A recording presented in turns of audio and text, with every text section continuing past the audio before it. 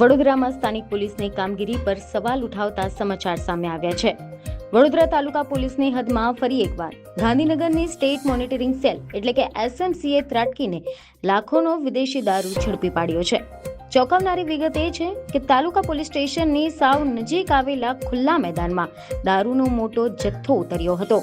સ્થાનિક પોલીસ જ્યારે ઊંઘતી ઝડપાઈ ત્યારે SMCની ટીમે બાતમીના આધારે દરોડો પાડીને ભાઈના કુખ્યાત બુટલેગર ગોરધન ઠાકોર અને તેના એક સાગરીતને રંગે હાથ દબોચી લીધા છે। પોલીસે ઘટના સ્થળેથી 8.37 લાખ રૂપિયાની કિંમતનો વિદેશી દારૂ અને વાહનો મળીને કુલ 20 લાખથી વધુનો મુદ્દામાલ જપ્ત કર્યો છે।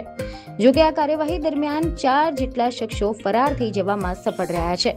એક તરફ સ્થાનિક પોલીસ દારૂબંધીના દાવા કરી રહી છે ત્યારે પોલીસ મથકની સાવ નજીકથી પકડાયેલો આ દારૂનો જથ્થો પોલીસની મિલીભગત કે પછી બેદરકારી તરફ આંગળી ચીંધી રહ્યો છે।